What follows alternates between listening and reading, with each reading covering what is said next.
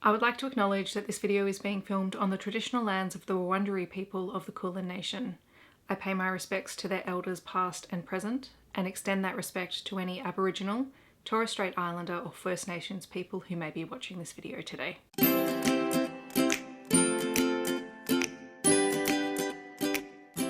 Hi everyone, my name is Steph, this is the Novelty Corner, and welcome back to my channel. Today I have a Books Beside My Bed video for you where I wrap up the last 7 days worth of reading, and this is my 250th Books Beside My Bed video wrap up. That is totally mind-boggling for me, and it is also the wrap up for the Love in the Night Readathon, which I was one of the co-hosts for. So I'm very excited to talk about all these paranormal romance books. Just a quick reminder for my members, I did post a members only day in the life vlog this weekend, so definitely check that out. I'll leave it linked on the screen, and you get to see me decorating my apartment and all of those fun sort of things, including a sneak peek of the TBR game that's coming in November. So members do get extra vlogs and bits and pieces throughout the month, so definitely consider that if you would like to support my channel as well. So getting straight into it, this is my reading week from the 9th until the 15th of October. I read 12 things this week, 2,815 pages, and my yearly reading total is 489 books. The first book that I read for the readathon was The Captive Merman's Prince by Zoe Castile. This was a reread for me, and I finally got to read it in the actual physical book, which was very exciting. This book really fulfilled 4 prompts: unique paranormal,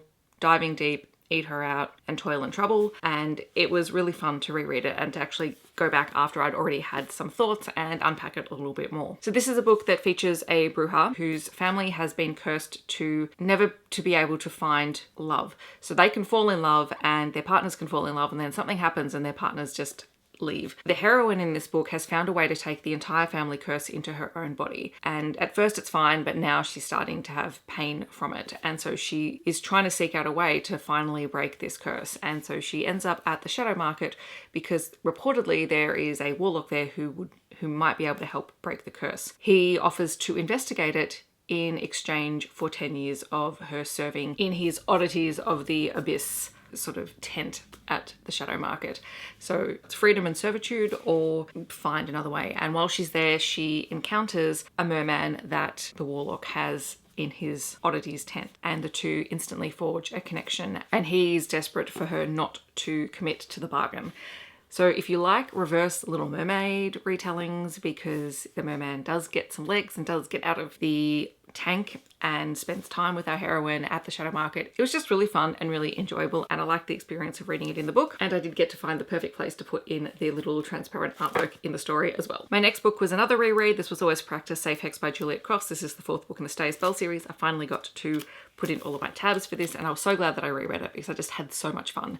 This is a rivals to lovers, witch and grim paranormal romance, and you have Livy and Gareth, who are both competing for a prize in a media competition. They have to work together with another participant in this workplace where there is a bit of a malevolent force, as well as the two of them trying to sort out their feelings. So it's also a bit of a workplace romance, and it was honestly just delightful. I love Gareth. He's one of my favorite heroes in the entire Stay a Spell series. We finally learned so much more about the Grimms, and that was just utterly delightful for me. I do have an entire separate reading vlog for this book, which I will leave linked on the screen, so I'm not going to talk about it more here, but it does fulfill the prompts Toil and Trouble and Eat Her Out. Possibly also unique paranormal if you consider Grimms to be a unique paranormal kind of character. I also read Curiosity by Christina C. Jones. This is a novella-length paranormal romance. It fulfills the prompts Eat Her Out and Drink Me because it does feature vampires. We have Celeste, who is a chef, and at the beginning of the story she is catering an event, and she's told to just stay in the kitchens because after midnight the entire tone of the party changes. So she's done her job, but then she gets a little bit curious and she wanders out, and she is very confronted by the sights that she sees, and she ends up in a part of this beautiful mansion that she should not be in, and has an encounter with the party host. After this encounter, he keeps requesting her for various events, and that's how they have their forced proximity, and she is forced to question his otherworldly nature. It was super short, very steamy, very fun. Black love, loved it. Very intrigued to see any other stories that come out in this world by Christina C. Jones. My third reread for the readathon was Morning Glory Milking Farm by C.M. Nascosta, which, you know, this book took BookTube and Bookstagram and BookTok by storm last year. I just had the most fun rereading it because I haven't picked it up again since I first read it, and there are a lot of things that I remembered, but also some things that I had forgotten. And this is a very slow burn monster romance, but it is so fun. It fits the unique paranormal, eat her out, and getting horny prompts for the readathon. So you have Violet, who needs money and ends up at the Morning Glory milking farm as a job where they milk minotaurs. Pretty self-explanatory. There's some really interesting discussions in this book around the fact that Violet doesn't see this job as sexual in nature at all, because they're just clients.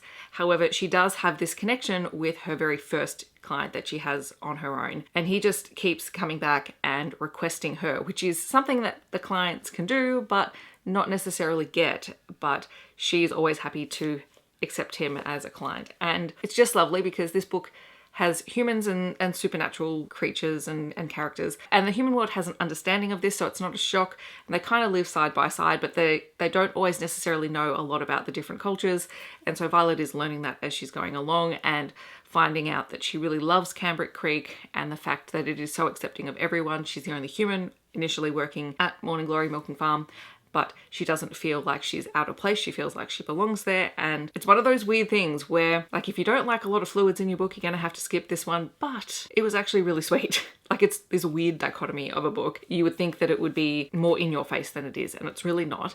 And if you haven't read it and you like monster romances, I do highly recommend it. Oh my gosh, we gotta get a move on. I'm talking a lot about these books. Okay, so then I read Titan by Gillian Graves. This is a gargoyle romance. This also fulfills the prompts: unique paranormal, getting horny, eat her out, and new to me author for me. I hadn't read Gillian Graves before and people were shocked by this, but somehow I missed this book when it came out. You have a heroine who was a former child actress, and her mother and her agent tightly controlled her finances, and then when she was of age and was able to get access to them, they basically blocked her from the money. And so she is struggling to make ends meet. And very early on, she comes across this gargoyle called Titan, and he is in search of a missing artifact, and they're both very intrigued by one another. And Titan is very much an alpha character. Supernaturals are not really known in this world except to a few select humans, and the gargoyles have even kept themselves really tightly secretive even amongst the rest of the community. For the most part, I enjoyed this book.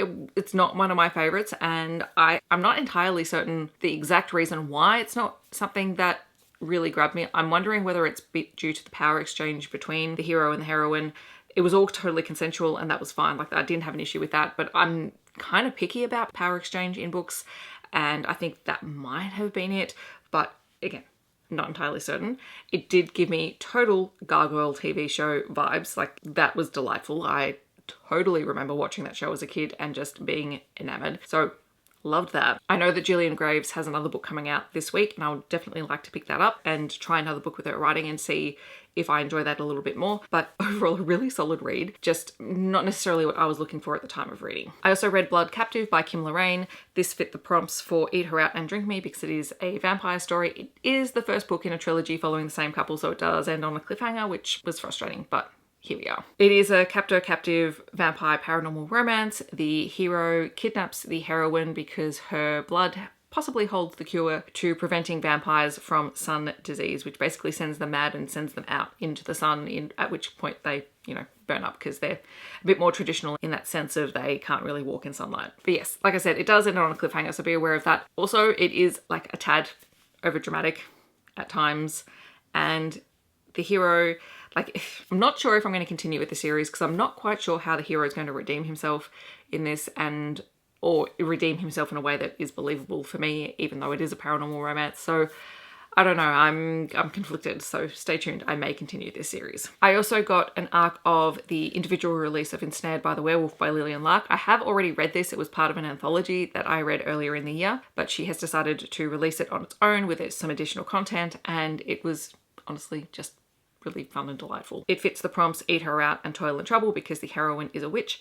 The hero is a werewolf shifter who believes he's been cursed and he's stuck in this sort of half shift form, and it freaks him out. So he meets her with a glamour on. He won't drop the glamour in front of her, but he does ask for her help in trying to break the curse, and he's tried so many different people and she's kind of his last resort. It is a rejected mate's monster romance novella. It is super short, very, very fun. I also loved that the extra content that we got sort of at the end of the book was seeing some of the other characters from the Bathhouse world, because it is set in that universe by Lillian Lark, and we get to see all of the gargoyles and the heroine from Deceived by the Gargoyles and their babies. Like, that was so cute, and it was just a nice sort of palate cleansing book to read. in the middle of this readathon. Then I read Moon-Blooded Breeding Clinic by C.M. Nascosta because I realised I still hadn't read this yet. This fulfills the prompts for Eat Her Out. I will say this book does talk heavily about infertility, trouble conceiving, pregnancy, being pregnant, because the heroine is desperate to have a baby at the start of this book, and the fact that she couldn't have a baby with her husband broke up their marriage. So that all happens off page, but she finds out about Moon-Blooded Breeding Clinic, which partners up a woman who is having fertility issues with a werewolf on the full moon, and she hears about it from a friend who has used the services, and she is intrigued, and she is paired up with Lal, who is just this big giant Labrador of a werewolf character.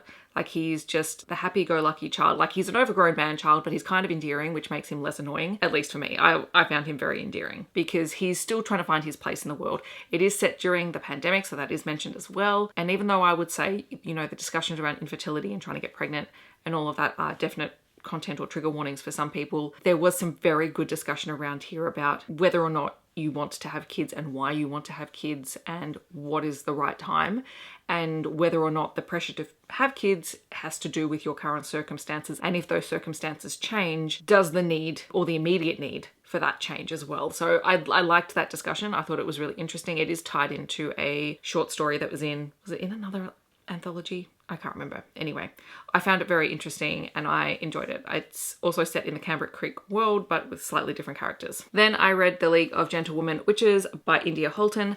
I am buddy reading this with Skim with Steph, and this fits the prompts Toil and Trouble and Unique. I think Unique Paranormal, because this is a historical paranormal romance. It is an enemies to lovers romance between a witch who is supposed to become the next leader of the witches, and pirates who are also magical users. Their pirate ships are their houses that they pilot around in the sky. So poor historical United Kingdom apparently sees houses flying everywhere. But the witches and the pirates are sworn enemies, and they just can't help but nitpick at one another. But because this is a historical setting, they do it in that very historical, polite way, and then try and magic vases and weapons telekinetically at one another. Do with that what you will. I will say this kind of felt a bit off the wall, and I don't think this is for everyone, but because I don't read historical romances often enough, and because this I thought was funny just in the kind of things that happened in it, was totally fine for me. So the hero and the heroine meet because everyone is trying to get their hands on this amulet by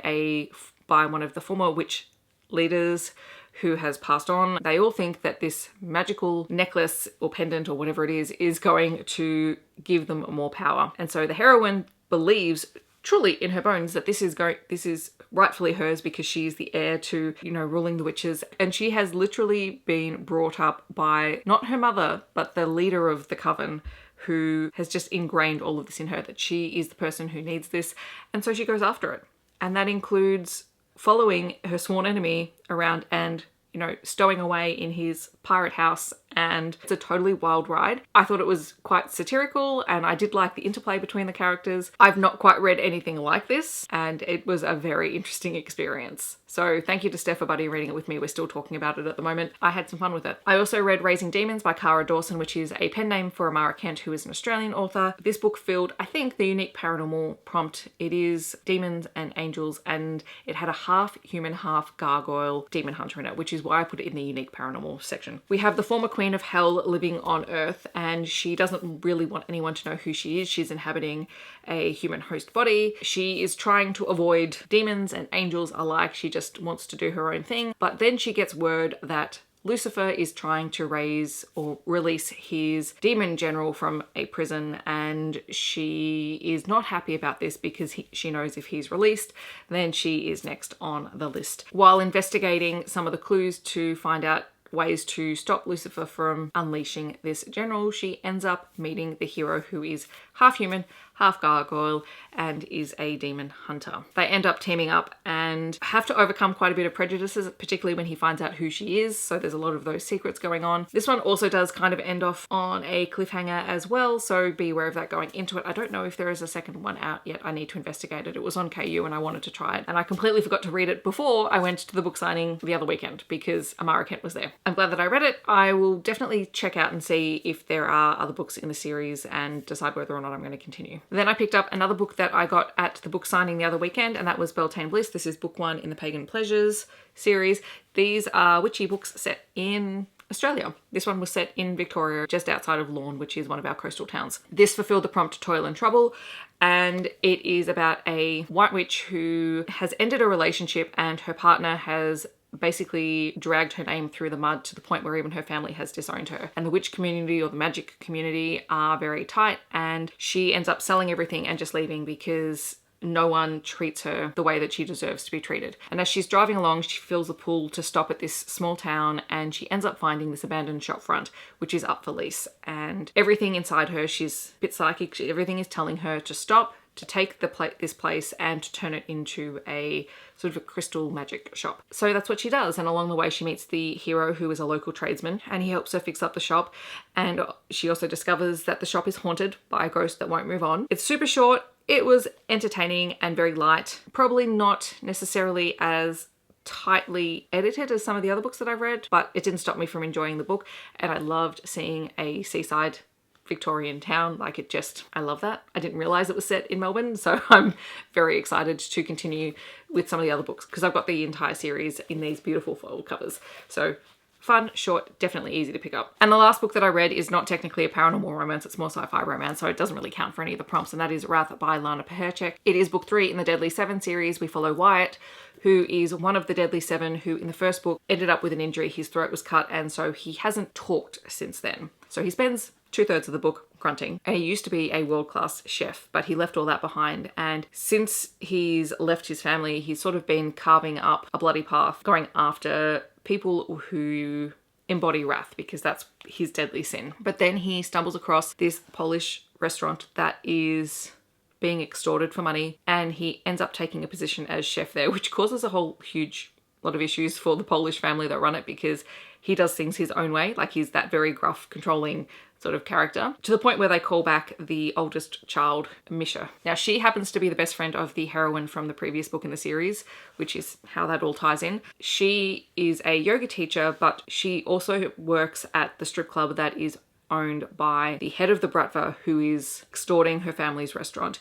And she's doing that because the guy that runs it basically tells her, if you don't work for me, I'm going to take your restaurant, I'm going to hurt your family, blah, blah, blah. That's how they all meet.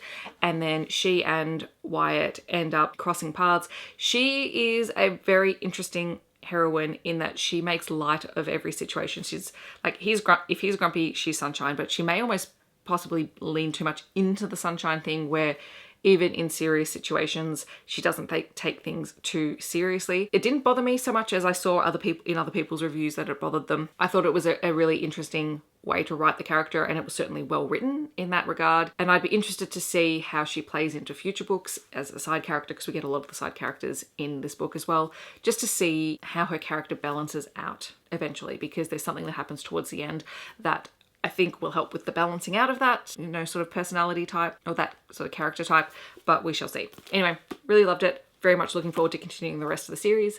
I got all of my physical copies, so you better believe that I'm going to be reading them, and you'll probably hear about all of them next week. Sorry, not sorry. All right, so that is my wrap up for this week and the Love in the Night Readathon. We have the live show a little bit later today, so I'll leave a link to that on the screen so you can check out the replay if you missed it. In the comments, I'd love to know if you have read any of these books or if you're planning on picking any of them up. If you'd like to let me know that you're here but you don't want to leave a comment, feel free to leave any of the moon emojis down in the comments. Otherwise, I hope that wherever you're in the world, you're staying safe and healthy, and I will see you in my next video.